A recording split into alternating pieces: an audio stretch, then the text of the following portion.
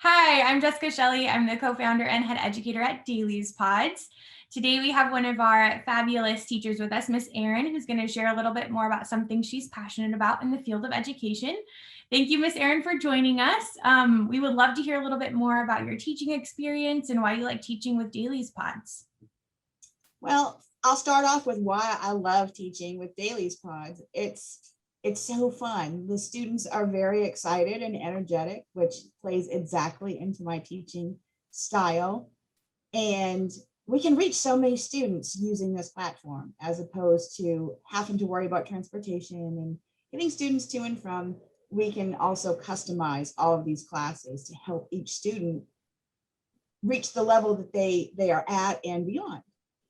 So let's see, my teaching experience, I have been teaching for almost 10 years. I've taught everything from pre-K to the 8th grade. I really like teaching pre-K and K1. That has to be my very favorite group of students because they're so eager to learn. And they're excited to be in class. Absolutely. Yeah. Gosh, I was a kindergarten teacher too. And that was one of like those highlight years too. Even just like teaching them how to like open Play-Doh and close the Play-Doh. It's like all of those little moments that they're just so excited about. So yeah, I love that you love those grades too. A special place in my heart. Yes. But we'll go ahead and get started. So what are we going to be talking about today? Well, one of the things that I love best about teaching is being able to be high energy and have the students really engaged.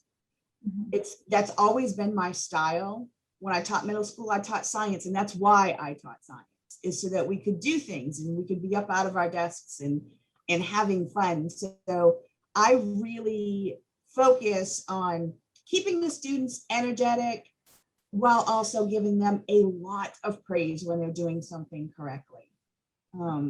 Everyone's going to work harder if they know that you notice when they do something great. So my son struggled with that in school, and he never thought he was doing anything right. So I've used that lesson in my life to improve my teaching style. Yeah, that's a great tip too. Back when I was a teacher, we had this school-wide program called PBIS. I'm not sure if you've heard of that before, but that's kind of a common one out there. And it's all about behavior-specific praise. But could you give me maybe some examples of types of phrases that parents could maybe utilize at home or teachers could use to maybe give that specific praise? Oh, absolutely. But my first and most exciting thing I love to do is I usually will put my hands up, but you did such a good job, and be very excited about it. So I like to point out exactly what they've done. Like, you did such a great job, writing the letter A, or I can't believe you were able to add, 1 + 2. Just be very specific with what you're praising them for. Right. So that they understand, oh, that was exactly what I was supposed to do. I'm going to do that again. Yeah. Yeah. And you'll always have those kids too. Like, I think most specifically about educational settings where, there's 20 to 25 kids in a classroom. But I remember a few times there was definitely kids that did not like public praise. And it was more of like, the little sidearm of like, hey, I just saw that you did that. You did so great. Like, I can't believe you worked 10 minutes independently by yourself. My middle son is very much like that, where my oldest will love us to be like, oh my gosh, thank you so much for vacuuming. That was so helpful. Whereas my middle son will just be like, what are you saying to me, Mom? Like, don't bring it up right now. Okay. Otherwise I won't do it again. Right. So it's really cool too, that as you kind of learn your students or even more about like the praise that your child even at home kind of resonates with, you can kind of start to customize all of those kind of phrases and things. But I think it is important to be specific too, right? Like, it is about attaching that praise to the behavior or the outcome, so that they can kind of feel pride in that moment for that specific thing too.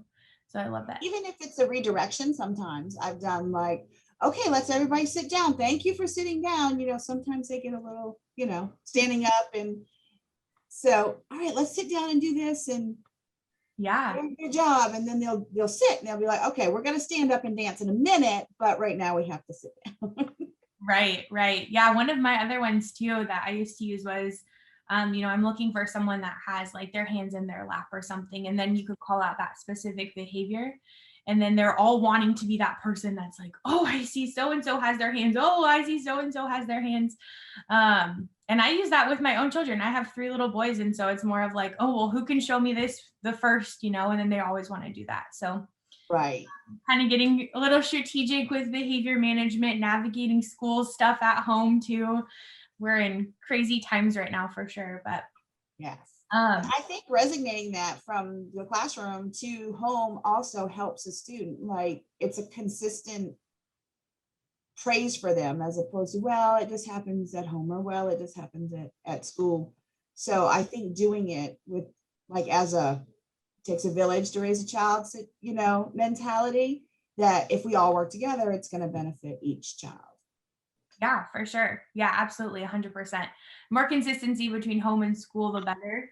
And I love that that's actually something kind of unique too about our program, is that it's school at home. So you're in your physical classroom, which is your home, wherever your learning space is.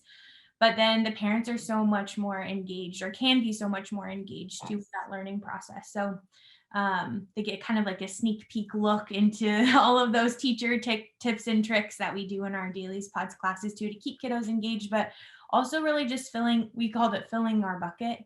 I'm not sure if you've heard of, of that. But yeah, just building them up as independent little beings, and their behaviors and their accomplishments and all of that. Yes. You had mentioned something else too at the beginning, that you're really like high energy and it's all about student engagement. So maybe could you give me either some examples or some stories from your classroom, or even in your daily pods classes where you've noticed that has been a really great strategy too?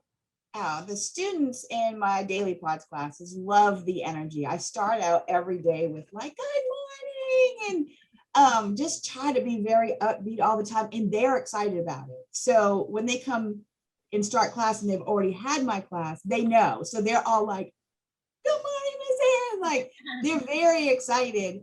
And so I try to keep the energy up while still, teaching them whatever our goal may be that day, the letter S or patterns. So we'll do a little bit, and then we'll get up and we'll have like a dance party break, or we'll play Simon Says, or something to get them up and keep them engaged. Because I feel like if you just sit there and like, okay, 1 + 1 is 2, they're going to be like, I'm so tired and I don't want to be here anymore. So I try really hard to break it into little sections. We're going to do this. Okay. And now we're going to play a game, and we're going to do this. And now we're going to get up and dance freeze or anything like that. And that even brings me into, I've changed my entire lesson before. We'd start off in the class and I could see that, maybe some of the students were, so I'm like, okay, let's change this. Let's do this. And on the spot, sometimes you just have to adapt your lesson, to make sure the students stay engaged and interested, because if they're not interested, they're not going to learn it. Mm-hmm. Yeah. Yeah. And I think that brings up another great point too, is like adapting lessons and kind of giving some grace and flexibility to both educators and parents as they're helping support learners. As educators and teachers, we've gone through extensive programs where it's like, this is the formal lesson plan format, and you prepare the lesson and you teach the kids. But in reality, your lesson just goes on the paper. And then it's all about how you present the lesson or you present the material. And ultimately, the goal is the learning objective, right? So what are we trying to teach the kids? So whether it's exactly how it was written on the paper, or it's something that is completely different, however they can engage and learn that, and be supported in that, is really the most important thing. So I agree. When I was in like I'd call traditional classroom, some of my very best lessons were like not what I wrote down at all. We covered what we were supposed to cover, but I did it in like off the top of my head, well, I'm going to change this.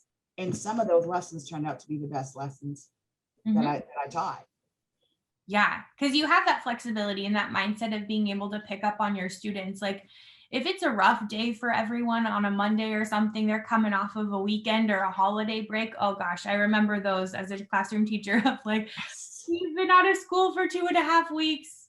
everybody's coming back tomorrow. They're going to be a little tired, maybe a little sugared out, whatever. Um, and you just know that you kind of adjust your pacing and everything too based on what's going on. Like they could be roaring ready to go Monday morning. They could be, I used to call our class called them slugs when they would like move so slowly through the classroom. And so we made a big poster that said no slugs. But it was really sweet. But yeah, it's just picking up on the kids and seeing what they're interested, engaged in. If it doesn't work this day, try it again another day, mix it up, all of those things. So I guess as parents are supporting their learners at home now, or are continuing to do that as they transition back to school, what would be some tips that you could give for parents that are maybe struggling with getting their child wanting to do schoolwork or lacking engagement, I guess, in some of those activities at home? And I know that that's really can be a hard thing. My son went through that again, and like the fourth grade was so hard for him, and he just didn't want to do the schoolwork. So I started with a reward chart. Okay, you come home and you have a break, you have a snack, and then you're going to sit down, and if you get all your work done, we'd check off on his reward chart, and at the end of the week, he could, go rent a video game, or we'd go get ice cream, or some reward that we discussed together just to keep his motivation. It gave him something to work towards. Mm-hmm. And by doing that, so then he has this habit now of come home, have a snack, do his work. Mm-hmm. And it's just what he does. And it did bring him back around to where he was starting to enjoy school again, just from having something to work towards and having, me sit down and help him and show him that I was interested in his schoolwork. Because if the parents are not showing interest, then the students are kind of like, well, they're not interested, so maybe I shouldn't be. So definitely parent engagement, I think, is a huge step in helping the students. Yeah. And I think even in that like little bit of information that you shared, there was some really big points too, like building a routine around learning like that and having maybe even some choice in there. It sounds like he got to pick a video game or ice cream. So student choice or child choice, really. Setting a routine, making it something that's part of their day. Right. Rather than maybe something that feels, and even as parents are starting out as preschool, maybe it's a different time of day. Maybe they don't need to start their day with school. Maybe they do better after maybe an afternoon rest time, or kind of figuring out those sorts of things and being patient to be able to figure those out, because it's not going to work from day one. It very well could. I feel like my oldest son would be all over that, but my middle son would be the one that's like, I'd like to just lay around for the morning or something. So every kid is different, but I was going to say that exact same phrase. And, nothing works the same exactly for every student. So every child needs their own customized, reward or plan, I guess would be a better word for it, just a plan to get them excited about school and get them excited about, the whole learning process. Yeah, for sure. And another one of the webinars that we had with one of our other teachers, we were talking more about like authentic learning experiences at home too. So parents don't have to go through, workbooks after workbooks to like do learning, pick up on student interests and then kind of maybe think about things through that lens, like how many dinosaurs could we count, or how many cars could we count? If they would rather play with cars instead of learn, can you ask a few questions maybe to get at the same sort of objective? I know my mom helped my son learn how to count by playing card games with him. That's awesome. and having him count, the numbers and all. So, and she started that when he was very young, like 3 or 4 years old. They started with the cards and counting, and after that, I don't know if it's just in his DNA, or I'm sure this had a lot to do with it. Math came so easy to him. That's great. Yeah, and cards and dice, like there's so many different types of ways that you can use that to support math instruction at home or in the classroom. But yeah, I love all of it. High energy, being excited about what they're learning about, giving them specific praise based off of whatever they're doing or accomplishing. That could even be beyond just like, hey, great job writing the letter A. It could be like great effort into, putting, you completed that whole page, or, you've been working for 10 minutes. Let's take a break and do a dance Yes. party or something. Um, yeah, as adults, I feel like we kind of force ourselves to sit and work all day long. But in reality, it's like, I think they say it's even most productive if you work in small chunks with little breaks, and you can be even more productive. So kind of keeping that mindset too for our kiddos. Absolutely, especially in the age group that we have, they need lots of interaction and lots of, movement. Yes, anything. Hey, can you go find 3 colored pencils and then race back? They're counting, Yes, they're looking for specific colors, they're moving. It's still educational, but yeah, they need like little wiggle breaks. They do not have the absolutely. capacity to sit for an hour. Um, And that's why I love to play Simon Says with them, because it teaches them to listen and follow directions, but they're still up and they're moving, and they're playing a game, but yeah. they're still learning to follow directions and listen. And I love that we integrate that into the Dailies Pods classes too, because parents can see, these are kind of different activities that you could do with your kids at home if they're maybe disengaged in whatever you're trying to get them to do. Maybe they need a break real quick and then they could come back and do it. Right. But yeah, I love all of these like tips and everything that you're sharing for parents and teachers. Is there anything else that you can think of that you might want to share for parents and or teachers about high energy or praise or adapting lessons? I would just say, even if, like, as a teacher or even a parent, if you're getting ready to start to work with your child and you're just feeling like it's so easy to like feed off their energy. Mhm. If they're excited, it makes you more excited. So just even if you're having a bad day, just, chin up and push through. And by the end of it, you're going to even feel better for the day, because you're going to have that energy with the students and they're going to feel that. Mhm. They see you getting excited, they're going to be excited. Awesome. Yeah. And if you're super excited about it, maybe like an activity that you had planned, like I think Megan was on with us last week, but she was talking about like a painting activity with cars and how you could like look at the tracks. And she's like, that would be so exciting. I was like, yeah, my kids would love that. But even if it goes sideways and they're like not interested, it's totally okay. Kind of like use that as an opportunity to learn more about what they're interested in too. Um, Right. you don't have to just give up. I mean, there will definitely be great days and there will definitely be days that are rough. I think that goes hand in hand with parenting too, just in general. All Absolutely. people, they're just maybe a little bit littler than we are, but they have big emotions and big feelings too. So Yes, they do. giving everyone grace and understanding, and if it's not working that day, don't give up completely. Just kind of move it to the side and focus on something else. Right. Absolutely. Yeah, I love that. Do you have any perspective too? I guess I'll just throw this one out there too, but do you have any perspective for parents that may have students with like disabilities at home or with learning differences or anything, for how they could maybe implement some of these in a modified way? Sure, definitely. I taught several years at a school for students with dyslexia. Awesome. So a lot of like tracing letters with fingers. Or one of the things I loved to do is, it's a little bit messy, but if you take like a baking sheet and pour flour in it, but I would actually put the flour in a bag and put food coloring to color it a different color, Cool. and then help them to trace different letters.